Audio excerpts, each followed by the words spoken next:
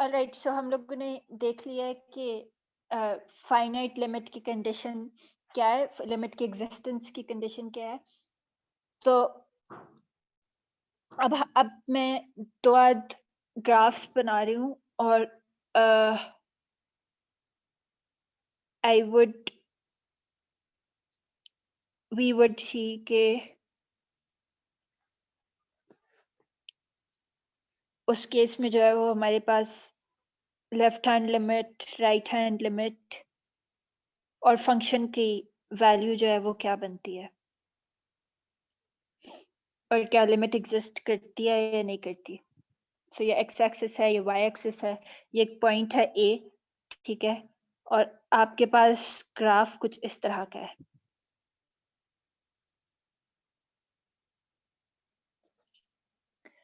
अच्छा, ये फंक्शन है आपके पास y equals f of x, और आपसे पूछा जाता है कि limit as x approaches a from the left hand side of f of x is what?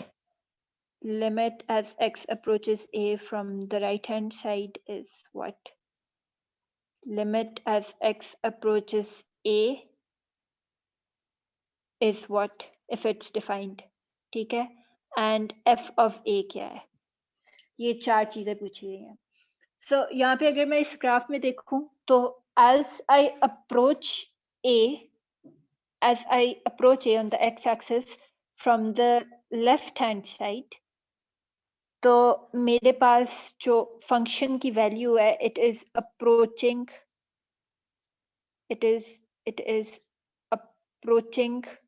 1, ठीक है। तो limit the left hand limit equals 1, ठीक है। अगर मैं राइट हैंड साइड से अप्रोच करती हूँ ए को, तो जो फंक्शन है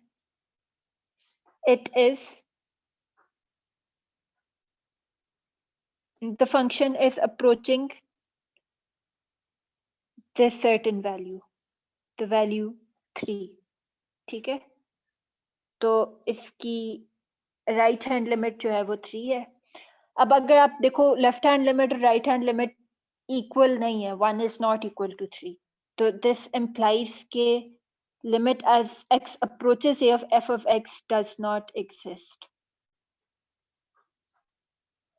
And f of a अगर मैं देखूं तो यहाँ पे f of a defined है क्योंकि I have this defined point here, but at x equals to a, f of a is equal to 2 according to the graph. तो यहाँ पे मेरे पास f of a जो है वो, if I read from the graph, तो f of a equals 2. अच्छा, इसी तरह एक और एग्जाम्पल देख लेते हैं।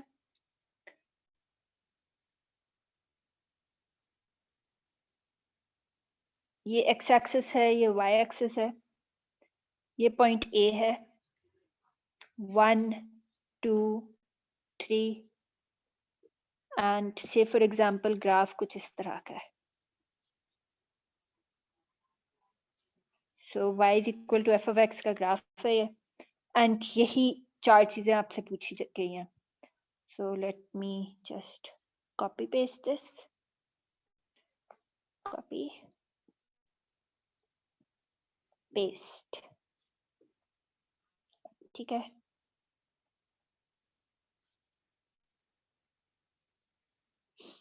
यहाँ पे अच्छा, ग्राफ में एक और चीज ऐड करने दो मुझे, यहाँ पे एक सॉलिड पॉइंट भी है। ओके, तो as I approach a from the left hand side, I can see from the graph that my function is approaching the value 2.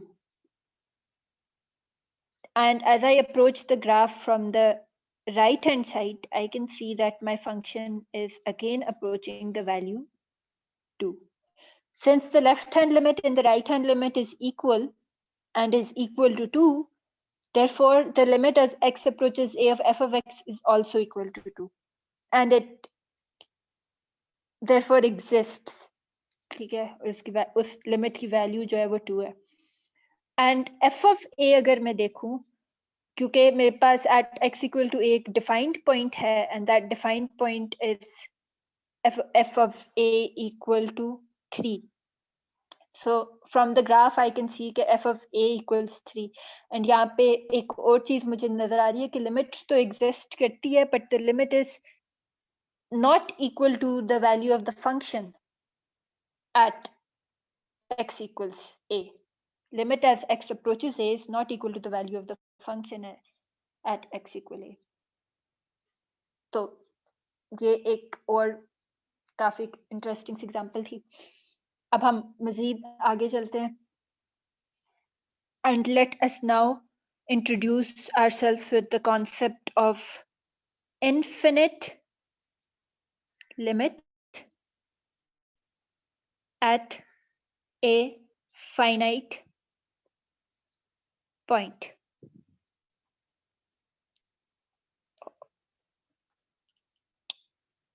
Oh no. Okay, so say for example आपके पास y equals 1 over x square का graph है. इसका graph किस तरह का बनता था आपके पास? कुछ इस शक्ल का. y equals 1 over x square. X axis, y axis. All right. यहाँ पे अब आपसे पूछा गया है, say for example, limit as x approaches 0 of 1 over x square क्या है?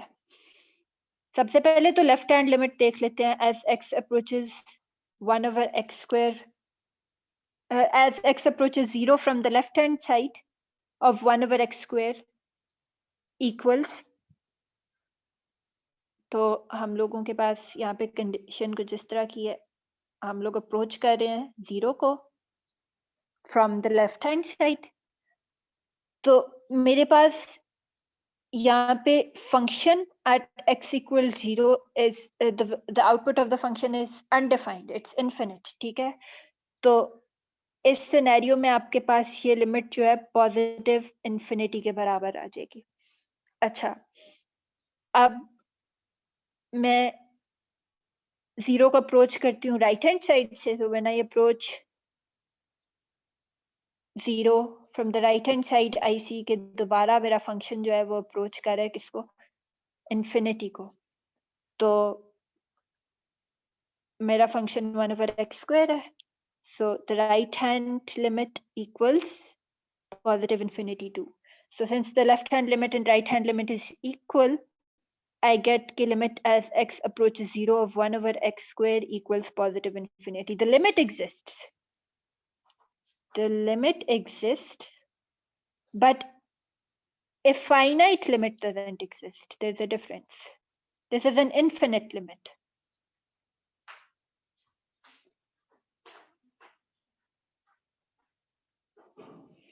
अच्छा, अब एक और एग्जांपल हम लोग देख लेते हैं इनफिनिट लिमिट्स के.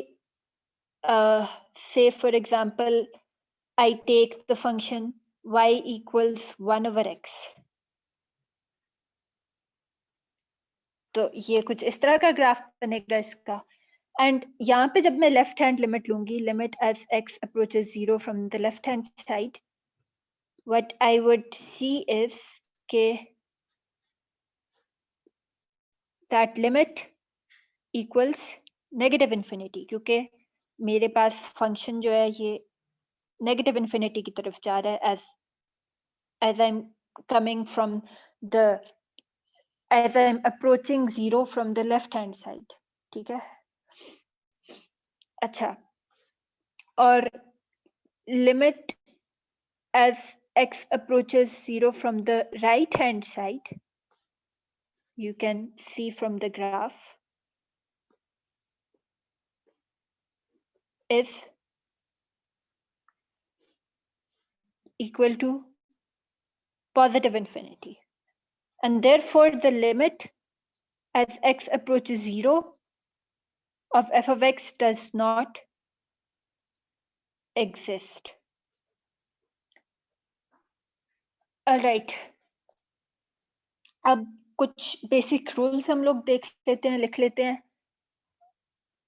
While basic rules to keep in mind while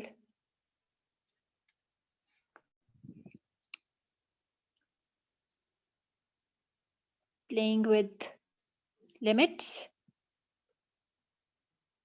अच्छा, रूल्स कुछ ये हैं कि say limit as x approaches a of f of x equals L. L is some finite number.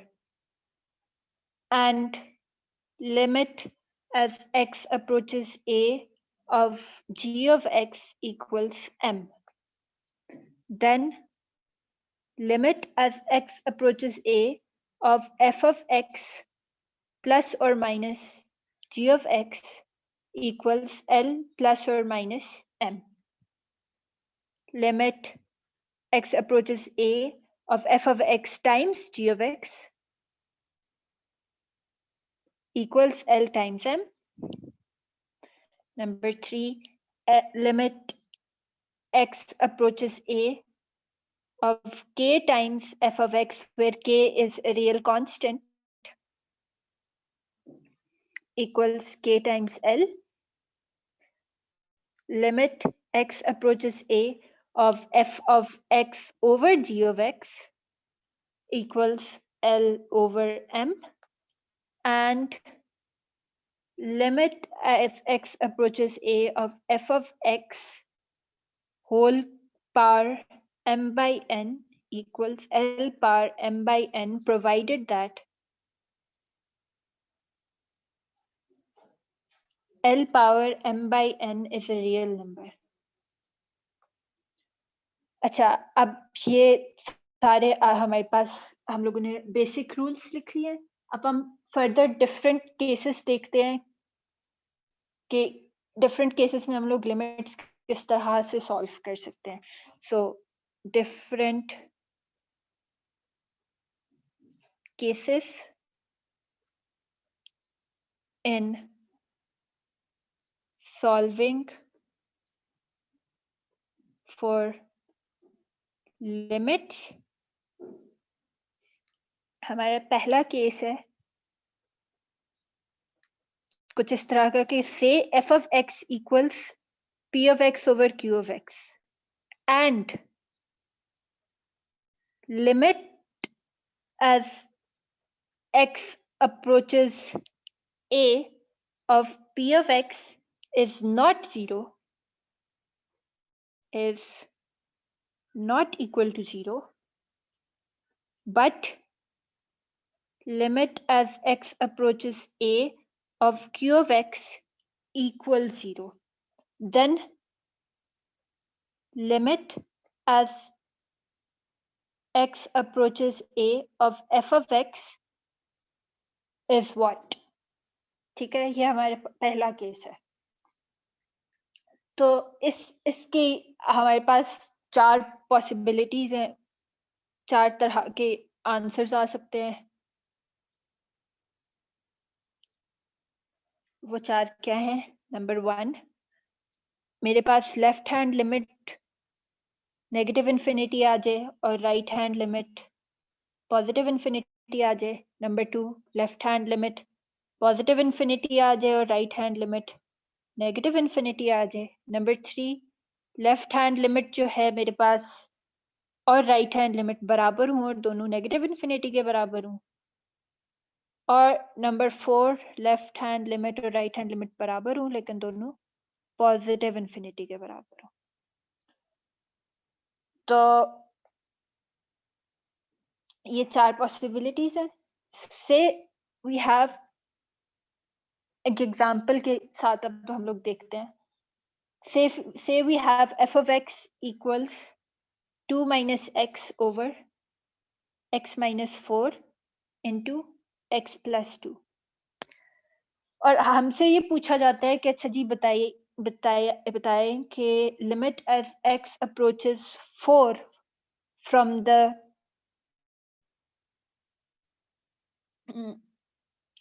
from the left hand side of f of x equals question mark. ठीक है, ये क्या है? तो ये जब मैं निकाल रही होंगी तो what I would do is के मुझे ये पता है मैं जब 4 यहाँ पुट करूंगी तो मुझे ये नजर आ रहा है कि न्यूमरेटर की लिमिट जो है वो 2 - 4 = -2 है। ठीक है, ये न्यूमरेटर की लिमिट ये बन रही है और डिनोमिनेटर की लिमिट जो है वो मेरे पास बन रही है 4 - 4 टाइम्स 4 + 2 विच इज 0। 4 - 4 कैंसिल होके 0 हो जाएगा। तो ये इसी केस के ये एक सर्टेन एग्जाम्पल है। तो मुझे अब ये पता है कि आंसर तो इन्फिनिटी आना है इस लिमिट का, लेकिन क्या वो आंसर पॉजिटिव इन्फिनिटी होगा या नेगेटिव इन्फिनिटी होगा? This is what I want to see, this is what I want to check. ठीक है, तो आई नो के limit as x approaches 4 from the negative side of f of x equals infinity, but what infinity? ठीक है, यहाँ पे ये green colour का क्वेश्चन मार्क जो है, क्या ये प्लस पॉजिटिव इन्फिनिटी को would this be equal to plus और would this be equal to minus? ठीक है, क्या हमारा आंसर पॉजिटिव इन्फिनिटी आएगा या नेगेटिव इन्फिनिटी आएगा, ये अभी हम लोग देखते हैं। तो हमें ये पता है कि अगर मैं किस साइड से अप्रोच कर रही हूँ? लेफ्ट हैंड साइड से। ठीक है, ये ऊपर इस सिंबल से मुझे पता है कि मैं लेफ्ट हैंड लिमिट जो है वो फाइंड कर रही हूँ। तो अगर मैं एक नंबर लाइन बनाती हूँ और उस नंबर लाइन पे I have this number 4, so the numbers on the left hand side of 4 are all less than 4. ठीक है, so less than 4. तो मैं क्या करूंगी कि I would put x equals less than 4 in f of x. So what happens is कि x equal less than 4 put करूं तो ये बन जाएगा 2 minus something immediately less than 4 over something immediately less than 4 minus 4 something immediately less than 4 plus 2. ठीक है, अब मुझे पता है कि 2 minus something immediately less than 4 would still be negative. ठीक है, क्योंकि मैं क्या करूँ, मैं 2 minus 3.9999999 करूंगी तो वो मेरे पास मैं 2 में से एक बड़ा नंबर ही सब्ट्रैक्ट कर रही हूँ। ठीक है, so what I get is some negative number. I don't know what that number is, but I get a negative number. So it will be negative over something immediately less than 4 minus 4. So what I'm doing is I'm subtracting 4 from a number less than 4. So I would again get something negative, and उसके बाद sum of two positive numbers, क्योंकि something immediately less than 4 would itself be positive, plus the number 2 that is positive. So यहाँ पे I would get something positive और ये मेरे पास it will as a whole result in something negative. तो यहाँ से मुझे पता लगता है कि अच्छा ठीक है, मेरा ये क्वेश्चन मार्क जो है वो नेगेटिव के इक्वल है, एंड ये जो लिमिट है left hand limit this equals negative infinity. अच्छा, लेफ्ट हैंड लिमिट तो मैंने इस फंक्शन की देख ली। अब मुझसे कोई पूछता है कि अच्छा देखिए अब मुझे राइट हैंड लिमिट भी बताओ। Limit x approaches 4 from the right hand side, वो क्या होगी? Is equal to question mark for f of x to be this. ठीक है, तो ये भी मुझे पता है कि this would be equal to f of x। थोड़ा सा ना दोबारा लिख लेते हैं यहाँ पे ताकि नजर आए। Copy,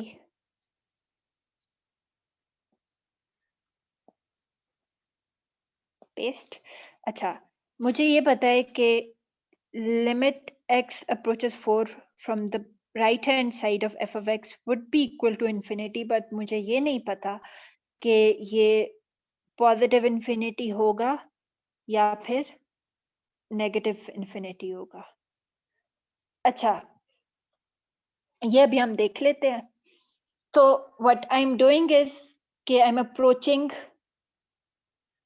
on the number line, I'm approaching 4 from the positive side or from the right hand side. तो जब मैं इस साइड से अप्रोच कर रही हूँ तो I'm talking of numbers greater than 4.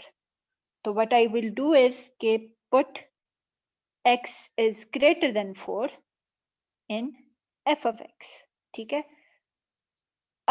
या फिर इस तरह से करके भी आप लिख लो। हम एक्चुअली एक वैल्यू पुट करें ना, put x equals greater than 4.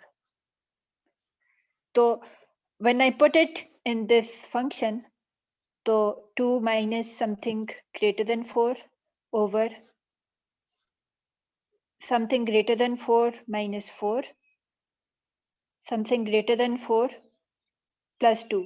And यहाँ पे कह लो कि by this thing I mean something या something नहीं कहना चाहिए, some number, I don't know what that number is because I don't know what number comes immediately next to 4, but the number, some भी नहीं कहना चाहिए, it would be a definite number, the number immediately greater than 4.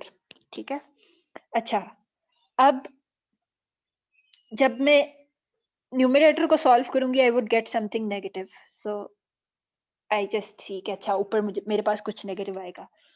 ये जो इस portion को जब मैं सॉल्व करूंगी तो I would get something positive because I'm subtracting 4 from a number greater than 4, and यहाँ पे मैं दो पॉजिटिव नंबर्स का सम ले रही हूँ तो again I would get something positive, and overall जो है I would get something negative. यहाँ पे मैंने एक गलती की थी पहले और किसी ने शायद पॉइंट आउट नहीं किया कि ये जब मैंने ये यहाँ पे सॉल्व किया था तो अगर न्यूमरेटर में भी मेरे पास कुछ नेगेटिव आ रहा है और डिनोमिनेटर में भी मेरे पास नेगेटिव आ रहा है, ठीक है, मेरा न्यूमरेटर भी नेगेटिव है, डिनोमिनेटर भी नेगेटिव है, तो नेगेटिव नेगेटिव कैंसिल होकर ये पॉजिटिव हो जाएगा, और ये वाली जो लिमिट है ये मेरे पास पॉजिटिव इन्फिनिटी बनती है, नेगेटिव इन्फिनिटी नहीं बनती।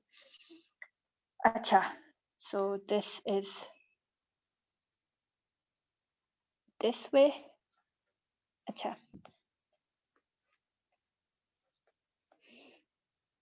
यहाँ पे मेरे पास आंसर नेगेटिव आ रहा है, एंड this implies के our orange question mark equals the negative symbol, and मेरे पास इस लिमिट का जो आंसर है that is negative infinity. All right, तो ये हम लोगों ने पहला केस देखा है, पहला special case in solving limits. आगे we have another case, ठीक है, और वो केस कुछ इस तरह का है कि आपके पास न्यूमरेटर की लिमिट भी 0 हो जाती है और डिनोमिनेटर की लिमिट भी 0 हो जाती है, और फिर और साथ में न्यूमरेटर डिनोमिनेटर में कोई ना कोई कॉमन फैक्टर भी मौजूद होता है। तो फिर मुझसे पूछे कोई कि अच्छा लिमिट निकालो, तो मैं देखूंगी कि अच्छा मैं किस अंदाज से निकाल सकती हूँ। तो we would continue with that in the next lecture on Saturday next week, and this is enough for today.